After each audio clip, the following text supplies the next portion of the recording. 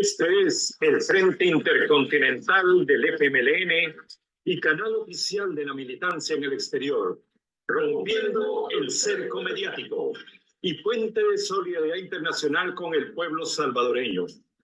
Enviamos un fraternal saludo a toda la militancia del FMLN en el exterior, así como al interior de nuestro querido país, a todos los colectivos del Frente Intercontinental del FMLN en El Salvador, Canadá, los Estados Unidos, Europa y Australia.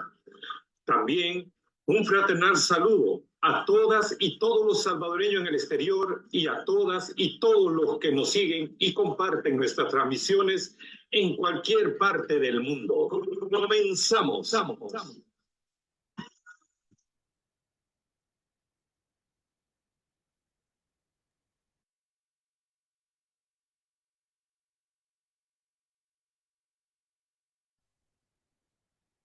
Bienvenidos y bienvenidas a su programa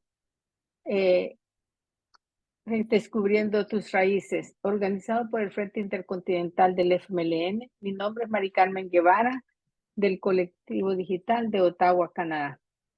Este 15 de agosto me acompaña en los controles el compañero Rodrigo, que le pido que se presente, por favor. Muchísimas gracias, compañera Mari Carmen. Un gusto acompañarlos en este día, en este programa tan importante que ha asumido esta tarea el compañero Julio Realejeño. Un gusto, mi nombre es, como ya lo dijera la compañera, Rodrigo García, del colectivo digital del oeste de Canadá. Adelante, compañera. Gracias, Rodrigo. Nos solidarizamos con el pueblo palestino y pedimos que cese el genocidio de Gaza. Nos solidarizamos con el pueblo cubano y exigimos exclusión de la lista de estados patrocinadores del terrorismo. Y exigimos a Estados Unidos que quite el bloqueo criminal contra Cuba. El 28 de julio, mientras millones de venezolanos se movilizaron en las urnas para votar por su presidente, la extrema derecha venezolana, apoyada por Washington, lanzó un ataque para desacreditar los resultados de las elecciones. Le damos las felicitaciones al pueblo venezolano y a la continuación del presidente Maduro. Esta noche hablaremos de la insurrección Nonualca. Ponente, profesor, historiador, convencionista, uno de los convencionistas del FMLN en Canadá, Julio Realejeño, que nos hablará de los pueblos nonualcos y especialmente del héroe líder histórico Anastasio Aquino. Bienvenido, Julio. Gracias, Mari Carmen. Un placer nuevamente estar con todos ustedes. Mi nombre es Julio César Realejeño y pertenezco al colectivo digital de Toronto, Canadá. Y esta tarde, en esta noche o en este día, gracias al Frente Intercontinental del FMLN, que ha lanzado este nuevo programa y que lo ha denominado Descubriendo tus Raíces, pero también mis raíces y entonces nuestras raíces. Ahora antes de comenzar este pequeño conversatorio, vamos a escuchar una canción muy simbólica. Adelante, Rodrigo.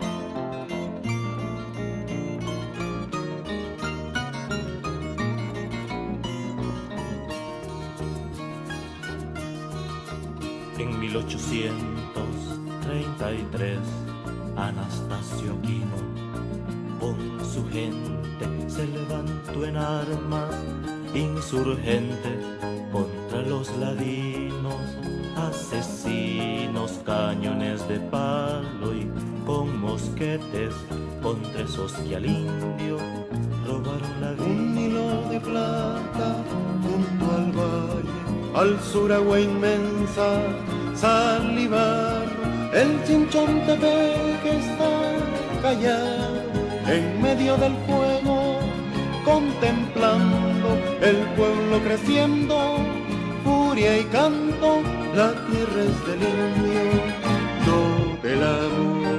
Santa Cruz, San Alquito y Santiago, Nonualco, Paraíso de Osorio, San Vicente, otro tanto, se vieron liberados por esos hombres bravos que pusieron gobierno sin esclavos ni amos en la peña del indio, el cuartel general, pa' todos sus dominios y en poder gobiernar. Combate tras combate, victoria tras victoria, las fuerzas enemigas quedaron panza arriba. Anastasio Quino, traicionado en nombre de Dios, asesinado, y para que el pueblo escarmentara, puesta su cabeza en una estaca, caía la noche, tras la tarde las sombras cubrieron los sembrados. El río Giboa junto al valle, al sur agua inmensa, sal y barro, el chinchón Tepe que está gritando, el pueblo creciendo, furia y canto, el triunfo de nuestro pueblo ahora es de aquellos que antes combatieron. Santa Cruz, San Alquito y Santiago, Nonualco, Paraíso de Osorio, San Vicente, otro tanto, se vieron liberados por esos hombres bravos que pusieron gobierno sin esclavos ni amos en la peña del indio, el cuartel general, pa' todos sus dominios y en poder gobiernar. Combate tras combate, victoria tras victoria, las fuerzas enemigas quedaron panza arriba.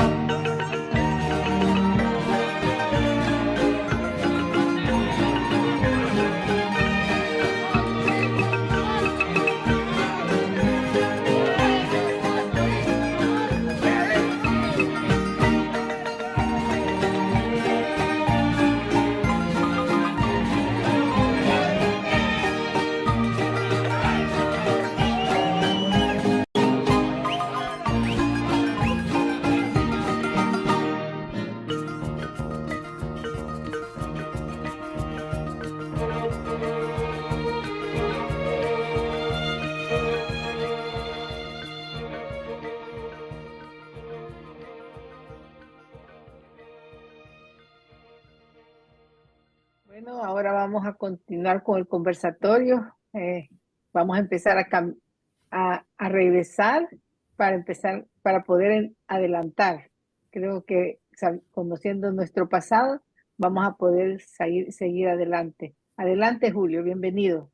Gracias, Mari Carmen. Conociendo nuestro pasado, como dijo Mari Carmen, vamos a conocer todo este caminar, todo este presente y todo este futuro. La canción prácticamente narra y toca los elementos más elementales de la lucha de Anastasio Aquino. Pero quiero también leerles este pequeño poema de Ignacio Yacuría. Y dice así: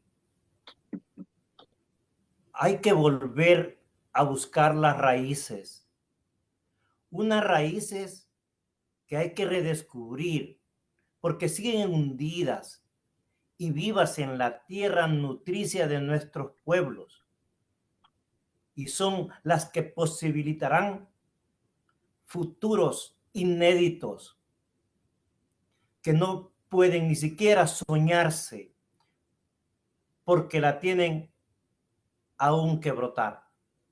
Palabras importantísimas y significativas. Pues cuando vamos a hablar de la historia, es importante decirlo. La historia es como una moneda. La historia tiene dos caras.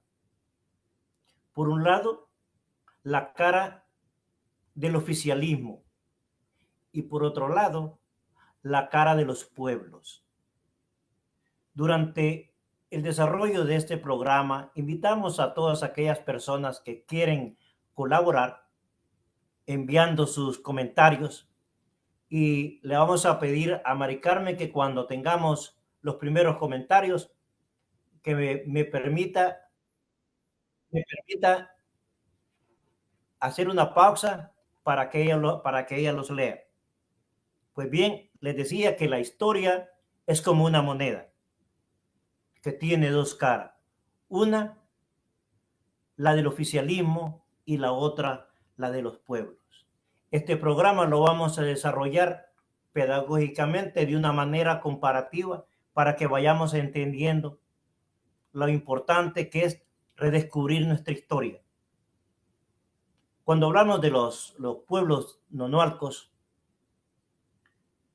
hablamos específicamente de un departamento que se llama La Paz, ubicado en la zona paracentral. Son pueblos ubicados entre el río Jiboa y el río Lempa, desde el Chinchontepec hasta la llanura del Pacífico. Ahí está ubicado esta zona llamada la zona nonoalco. Digo la zona nonoalco porque se nos ha dicho que la zona nonoalco solo son 3 pueblos: Santiago Nonoalco, San Juan Nonoalco y San Pedro Nonoalco. Pero la verdad es que son 7 pueblos. Ahí tenemos a Zacatecoluca, a Analco, a Santa María Ostuma y Tecoluca, más los 3 que habíamos mencionado, son 7 pueblos. Pero se nos dice que solo son 3. Entonces, aquí en esta historia narra sobre un personaje histórico. Un personaje histórico que ha sido también escrito de 2 maneras. Anastasio Aquino se le tipifica por el lado de la historia oficial como un personaje incierto, como un personaje poco inteligente. Llegan los historiadores a decir hasta que es un bruto. Y lo peor, que tiene contactos con demonios.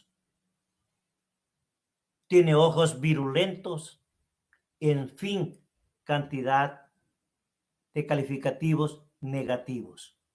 Así dice la historia oficial. Pero la historia de los pueblos dice lo contrario.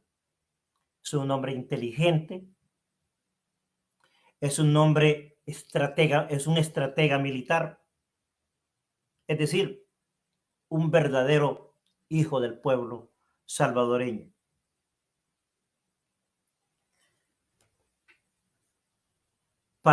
Continuando con la reseña histórica, ¿se acuerdan que en el tema anterior estamos hablando que en el año de 1824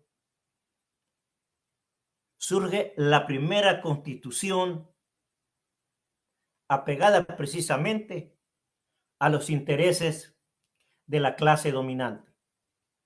En ese momento, habíamos dicho también que era el surgimiento de la burguesía nacional, que estaba constituida específicamente por los criollos. Los criollos son hijos de españoles nacidos en tierra salvadoreña. Además, se le unieron algunos peninsulares y algunos mestizos con cierta capacidad económica. Entonces, al establecerse la primera constitución, hay un problema de identidad. Y el problema de identidad es que en esa constitución no están los aborígenes. Se recuerdan que decían, la constitución va a servir para crear un gobierno representativo, democrático y que iba a impulsar unas políticas en contra de la equidad, en contra de favoreciendo la justicia social, etcétera, y eliminando la discriminación. La verdad es que en esa constitución no están nuestros aborígenes, no estaban nuestros aborígenes. Entonces, nuestros aborígenes llegan a la conclusión que ellos no tienen identidad con el Estado, porque la identidad la tienen con la tierra. Esa era su identidad. Otro aspecto para ir aclarando en el aspecto económico. En ese instante, y estamos hablando específicamente en el año de 1832, lo que allí existía era un sistema económico que se le determinaba agroexportador, donde los productos básicos para ello estaban precisamente en el añil y en el cacao. Si ustedes se recuerdan en el tema anterior, la clase dominante emergente rompió completamente todos lazos con el imperio español, pero dejó las puertas abiertas para otros imperios. Y lo menciono en este momento porque más adelante lo vamos a utilizar. Es que el imperio británico ve esa gran oportunidad para crecer su capacidad económica. Y ya vamos a saber por qué.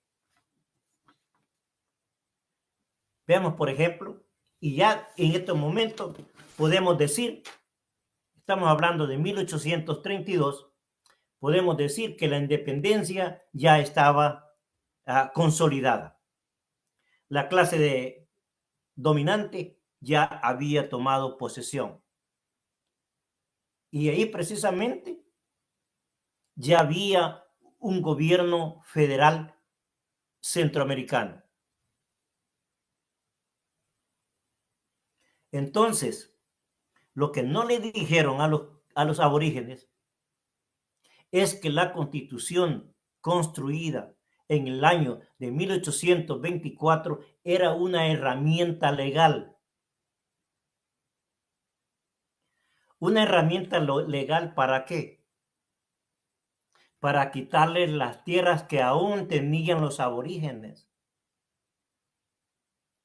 O sea, pues, que con la Constitución del año 1824, ¿qué se logra?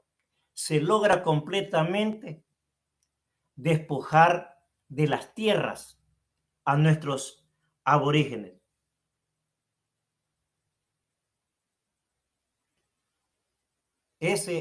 Son las verdades que el sacerdote mártir también, Ignacio de Acuría, llama y nos hace un llamado a redescubrir nuestra historia, a escribir nuestra historia que está debajo de la tierra, que para brotar necesita el trabajo de todos los salvadoreños.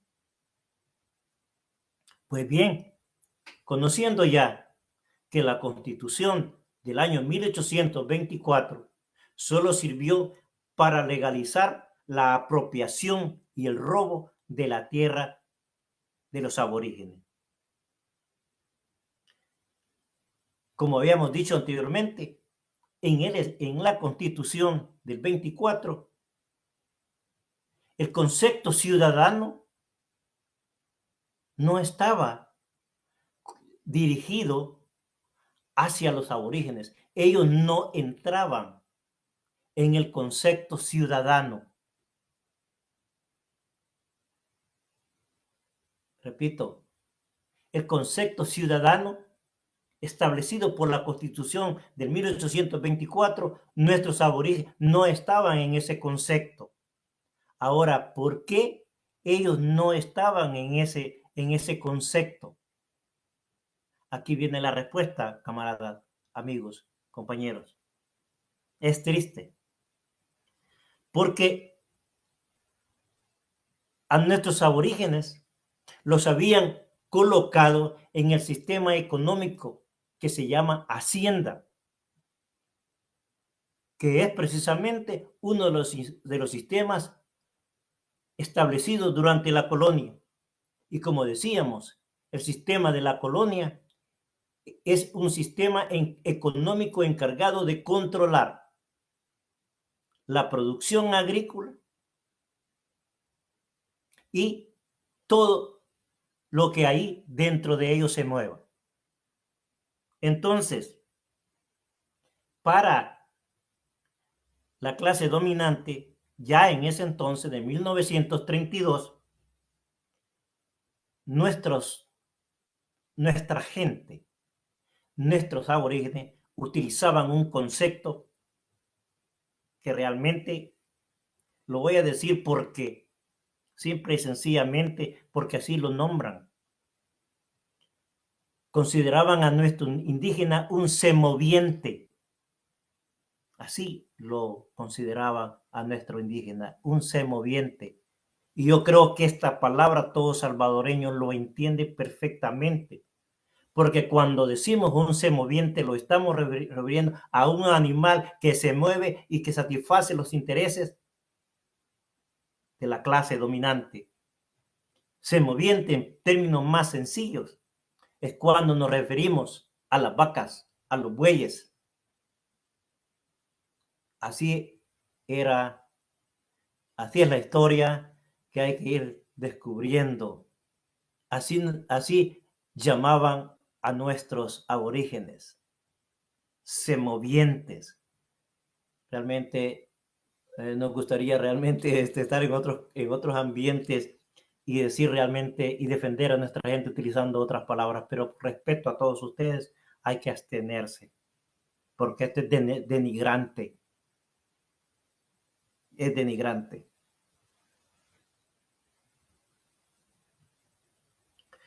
Otro aspecto importante es que en la historia oficial, ellos hablan que los únicos levantamientos que se hicieron en el año 1832 solo fue en la zona de los pueblos de Nonolco. Eso no es así. La historia de los pueblos dice que habían en el año 1832 levantamientos en Izalco, levantamientos en Aguachapán. Y se acuerdan que mencionábamos que en Aguachapán estaban dos etnias, los pocomanes y los incas. Habían levantamientos en Chalatenango. Recuérdense que hablamos de los chortis, en Morazán, los cacahuiras, y en el sur del río Lempa en adelante, los lencas, y en la Unión, los ulúa. Allí habían levantamientos, pero de ellos no los mencionan, porque a lo mejor fueron cruelmente eliminados. Pues bien, queda claro entonces, que había todo un pueblo que se había levantado en armas. Todo un pueblo. No solamente eran los pueblos nonoalco. Tanto dice la historia que aún en San Salvador, en el famoso el barrio Las Vegas, ahí hubieron levantamientos. Pero de esos levantamientos nada se dice. Imaginémonos 1832. Feliciano Obama ya había pasado por el fin de la colonia, el inicio de la independencia y todo el desarrollo. Habían eliminado sus tierras, habían degradado tantos la dignidad que prácticamente nuestros aborígenes estaban no dentro de la categoría humana. Esos individuos lo habían puesto en la categoría más baja que puede estar un ser inteligente y sabio como eran nuestros aborígenes. Increíble, pero es una realidad. Por eso es importante conocer nuestra historia. Pero no solamente nos quitaron la tierra, sino que también ellos, a través de la Constitución, colocaron impuestos, le llamaban impuestos directos. Impuestos directos le llamaban. Además de eso, reclutaban a los hijos. ¿Y para qué los ocupaban? Reclutaban a los hijos de los aborígenes para que formaran el ejército. Imagínense, ocupaban los mismos hijos de nuestros aborígenes y formaban el ejército. Y conste, por ley, el reclutamiento era forzoso.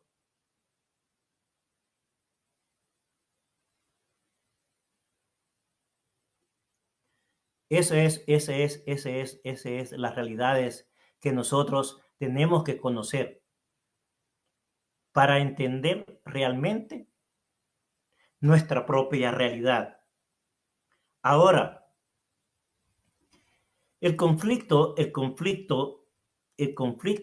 levantamiento de nuestros pueblos estaban basados en causas, y las vamos a enumerar para que vayamos entendiendo. Recuérdense que en ese momento el ánimo de nuestros pueblos estaban por el suelo. Nuestros indios estaban en la escala más baja que puede estar un ser humano. Para esos individuos, nuestros aborígenes eran unos semovientes. Pues bien, pero la situación no termina ahí. Nos impusieron todo eso, y eso fueron las verdaderas causas del levantamiento de los pueblos nonoalcos. Pero siempre viene a la par la historia oficial. ¿Qué dice la historia oficial? O sea, que el levantamiento, que les robaron las tierras, les pusieron impuestos, el reclutamiento forzoso, la pérdida de la dignidad humana, no eran las causas según ellos. Ahora les voy a decir cuáles eran las causas que decía la historia oficial. Dicen, no, el problema no es la Constitución de 1824, amigos. El problema es una distribución de tierra que se habían dado en San Pedro Nonoalco. Y eso prácticamente fue la causa que levantó las luchas y que disgustó a todos los ciudadanos de Santiago Nonoalco. Y en una época de cosecha llegaron los santiagueños y se apoderaron de la cosecha de San Pedro, y ahí es cuando se inauguró, comenzó la rebelión de Anastasio Aquino. Un cuento bien contado y bien creído. Y yo creo que hasta este momento, si usted tomamos un libro de Lardé, de Dagoberto, no Gutiérrez, Dagoberto Marroquín, y otros historiadores más, nos damos cuenta realmente cómo ha sido tergiversada nuestra historia y qué importante es que todo salvadoreño ahora más que nunca se interese en redescubrir, como dice Ignacio Yacuría, esas raíces están en el subsuelo, están allí esas raíces y no van a brotar. Mientras el pueblo siga creyendo en la historia bien contada, y que es la historia de la clase dominante. Pues bien, la realidad es que esas fueron las causas del levantamiento popular, es decir, la apropiación de las tierras, los impuestos, el reclutamiento forzoso y el respeto a la dignidad humana. Entonces, ¿dónde se inicia prácticamente? Anastasio Aquino logra formar un ejército de hombres valientes, de hombres de su raza, y se lanza en un levantamiento que dio buenos resultados. Entonces, el ejército en armas libertarias de los pueblos, de los primeros pueblos, de los pueblos aborígenes, logra su triunfo en San Vicente. Y conste de mi querido San Vicente, ahí logra Feliciano Gama completar y dominar cierto territorio. Pero permítame ubicarlos en el contexto. La iglesia donde Anastasio Aquino culminó su triunfo y se declaró comandante en armas libertarias. Estamos hablando de la iglesia El Pilar. Por cierto, es una iglesia es barroca, por cierto, y fue construida por el Marqués de Austria. Qué bonito el nombre, ¿verdad? El Marqués de Austria y Lorenzana. En el año 1760. ¿Qué quiere decir cuando dicen que fue construida en el 1760? Era en la época de la colonia. Era en la época de la colonia.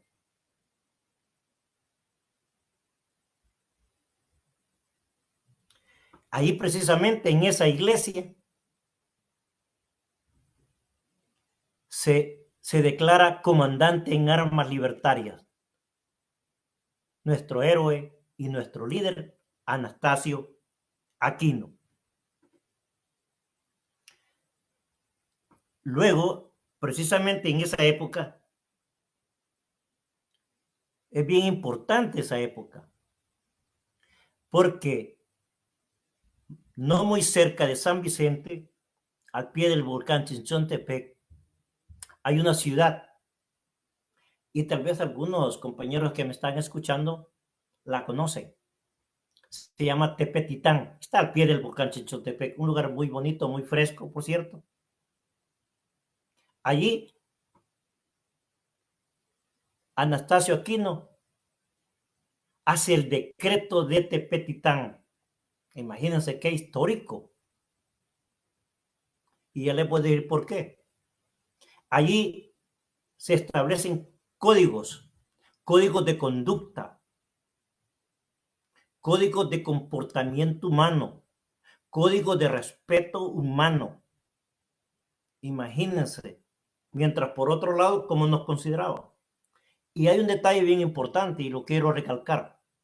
Ahí hay dentro de ese decreto, hay una cláusula donde se anuncia que a la mujer se le tiene que respetar. Estamos hablando del 16 de febrero de 1833. Imagínense, 16 de febrero de 1833. Ahí estamos hablando. Ni en Europa había un código de esa índole. Ni en ninguna parte había un código donde se plasmara el respeto a la mujer.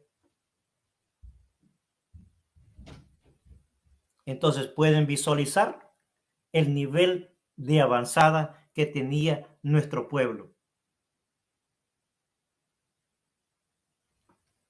Esas son verdades que tenemos que saberlas. Pero bien, aquí quiero hacer una pausa, porque siempre lo voy a llevar en una forma comparativa. En cambio, en la historia está diciendo que Anastasio Aquino era prácticamente lo peor. Y cuando llegaron a la iglesia Pilar, lo que hicieron fue robarse todas las reliquias que ahí habían. Y el pecado más grande, dicen, llegó a tomar la corona de San José y se la puso, un montón de cosas que dicen sobre eso, y que se puso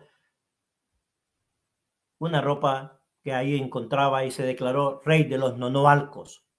No, era el comandante en armas que se había establecido ahí, porque eso es lo que era Anastasio Aquino, el comandante en armas libertarias de los pueblos aborígenes. Ahora bien, estas luchas se tuvo que enfrentar al ejército federal de aquel entonces. En ese momento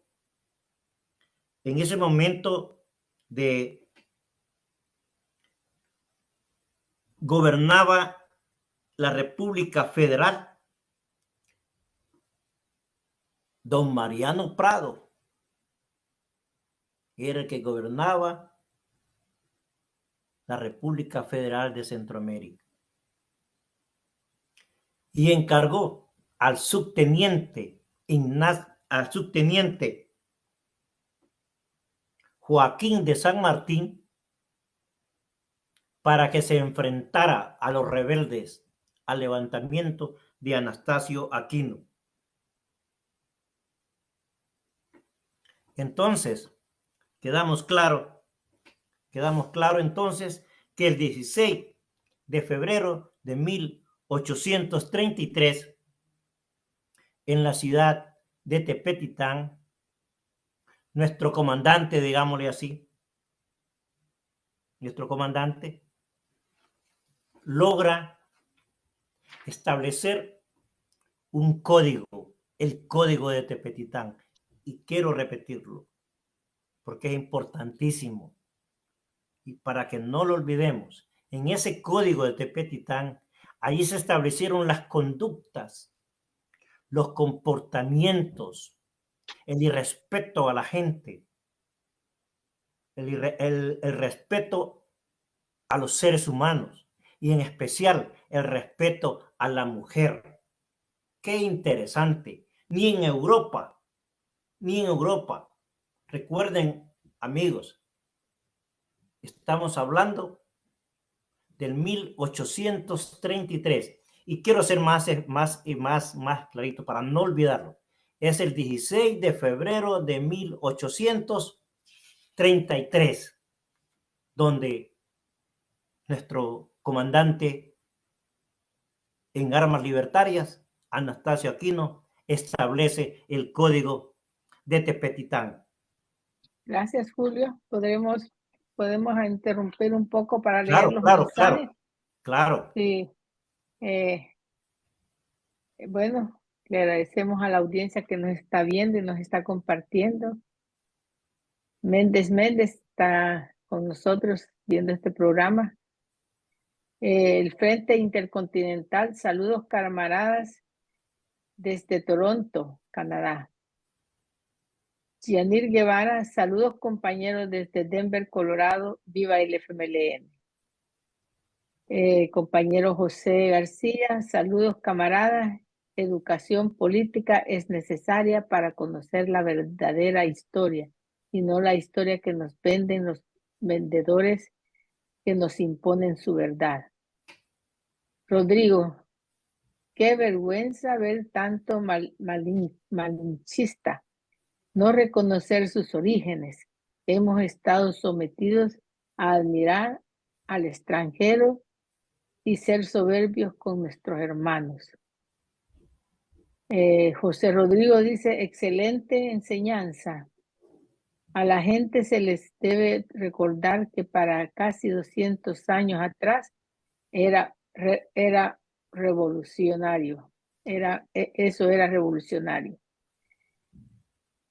Tú, hipócrita, que te muestras humilde ante el extranjero, pero te vuelves soberbio con tus hermanos del pueblo. Bueno, estos son los comentarios que tenemos hasta el momento. Ya faltan pocos minutos para terminar la charla de esta noche. Así es que le damos la palabra para que continúe. Entonces, aquí al ver ya, ahora tenemos una introducción y nos hacemos la pregunta. ¿Estamos comprometidos a descubrir la historia de nuestros ancestros? Es obligación de todo salvadoreño, creo yo. Esto no es obligación de una persona en específico. Todo salvadoreño tiene que conocer su historia, la historia verdadera. Porque los detalles van de paso en paso. Imagínense, por ejemplo, cuando Anastasio Quino estaba en la iglesia El Pilar,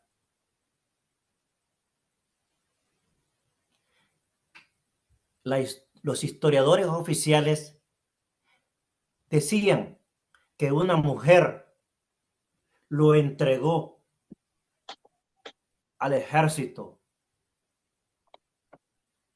Pero aquí viene la verdad. ¿Saben quién entregó? Y por cierto, en una cueva allá en el Cerro Tacuacín, un buen cristiano, un sacerdote católico, fue quien lo entregó a las fuerzas represoras de aquel entonces.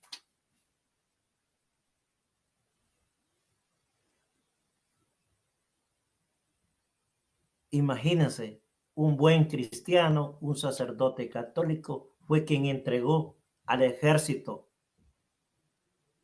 federal. Ahora, ¿cómo muere nuestro héroe? Prepárense porque es una historia bien triste. Aquí no es capturado en la cueva del Cerro Tacuacín, al pie del volcán Chinchontepec, específicamente en Santiago Nonualco. Allí. Y una vez capturado, las fuerzas militares le exigieron que hiciera una declaración a favor de la clase dominante. Y aquel hombre valiente dijo no. Ante tal negatividad, vino el ejército y ya en julio precisamente de 1833 lo fusilan.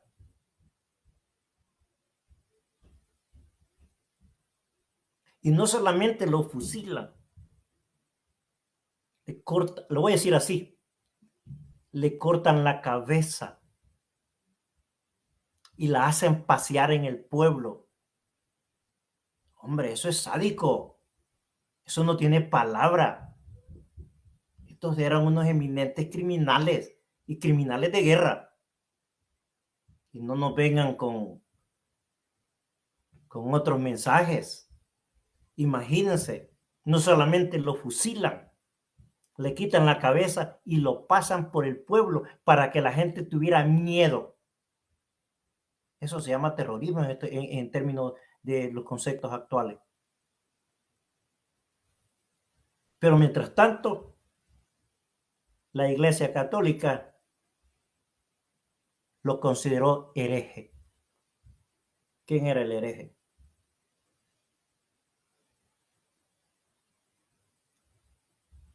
Y ese precisamente era la historia de Anastasio Aquino. El 24 de julio, Anastasio Aquino es fusilado, decapitado y su cabeza exhibida como advertencia para que todo aquel que pretenda sublevarse sería ejecutado en la misma forma. Ese es parte de nuestra historia. Recuérdense, y esto quiero enfatizar, cuando hay una guerra como esas, ¿qué es lo que pasa? El que gana la guerra tiene dos cuestiones: escribe su historia y entierra la historia de los pueblos. Entonces, los pueblos solo tenían dos cosas. Tenían que perdurar en el tiempo, en el espacio, solo a través de los mitos y las leyendas, porque eso se transmitían de generación en generación. Pero la clase dominante contrató a historiadores, a profesionales historiadores, para que escribieran un cuento. Y un cuento muy bien contado que hasta estos días los consideramos como verdades absolutas. Imposible de discutirlas. Cuidado el que las discuta, porque entonces le va a tocar como le tocó a Anastasio Aquino. ¿Por qué? Porque acordemos, 1824, nuestros pueblos, nuestros aborígenes no tenían nombre. A nuestros indígenas los despojaron de sus tierras. Establecieron sistemas económicos y abrieron la puerta al Imperio Británico para que nos dividiera aún más. Pero porque el tiempo nos está, como siempre, no me quiero evitarme y mencionar esta cuestión. Y espero que me dé tiempo. Miren, es que después, cuando se da ese momento, hay una parte bien importante. Es que surge una nueva raza. Más bien dicho, una nueva clase de salvadoreños. Y esa clase de salvadoreños son los que les llamamos los ladinos. Y es el orgullo de los salvadoreños llamarse ladino. Soy ladino. ¿Y por qué cree que se considera ladino? Es ladino porque él no se identifica con los aborígenes. Se siente degradado de los aborígenes. Pero se da la vuelta y ve que tampoco es español. Ese es el ladino. Y hace unos meses atrás, al salvadoreño se le preguntó si se sentía orgulloso de sus raíces indígenas. El 90% dijo que no, porque todos somos ladinos. Y yo estoy luchando para no ser ladino y invito a los demás camaradas y amigos a dejar de ser ladino, porque ser ladino es ser nada.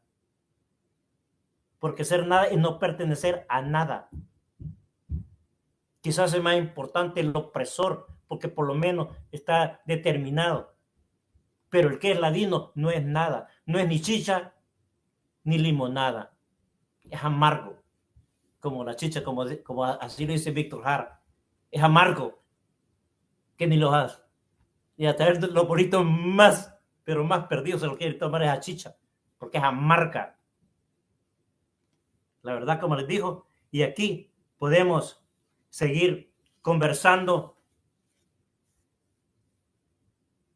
y solamente decirles que cuando hay una guerra como esa, viene el capital y contrata historiadores y escriben la historia y nos ponen personajes. Y los que hemos sido profesores nos encargamos todos los años de irlos nombrando uno por uno e irlos viendo como personas realmente dignificantes. Pero no hablamos de la historia que está debajo de tierra. ¿Hasta cuándo vamos a hacer brotar esas raíces? Adelante, Mari Carmen. Gracias, Julio. Realmente interesante. No dan ganas de terminar con la historia, pues queremos llegar al final, pero todo tiene su tiempo y ahora el tiempo de este programa ha concluido. Le damos las gracias, Julio, por la enseñanza. Estuvo muy interesante, muy bueno aprender.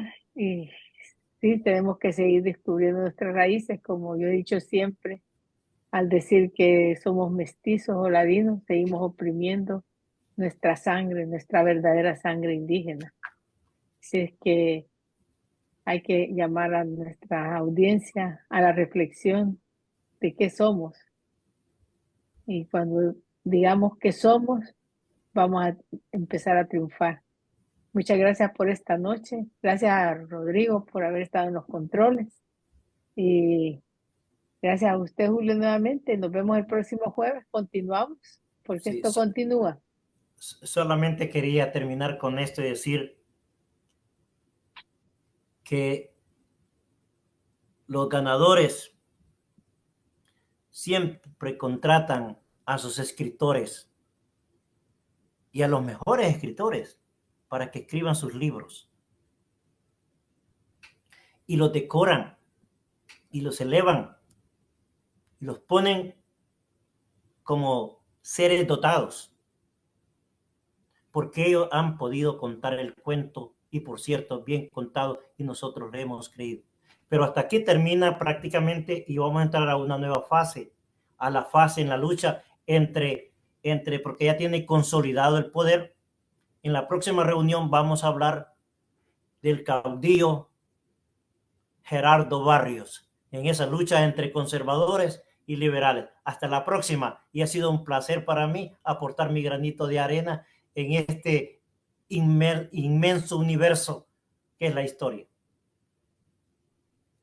Gracias, Julio. Agradecemos a nombre del Frente Intercontinental del FMLN y canal oficial de la militancia en el exterior, los que se conectaron para transmitir y a las personas que siguieron la transmisión en vivo, compartieron y comentaron. Nos despedimos, no sin antes invitar a toda la militancia en el exterior a unirse a este nuevo esfuerzo y agradecer a la solidaridad internacional por el apoyo que nos han dado, nos dan y nos seguirán dando en nuestras luchas por nuestra liberación, por la paz y la democracia en El Salvador. La lucha continúa. Unidos venceremos. No más persecución política en El Salvador. Libertad para las y los presos políticos. Dictaduras nunca más. Proletarios de todos los países unidos. ¡Viva el FMLN! Juntos tú y yo romperemos el cerco mediático.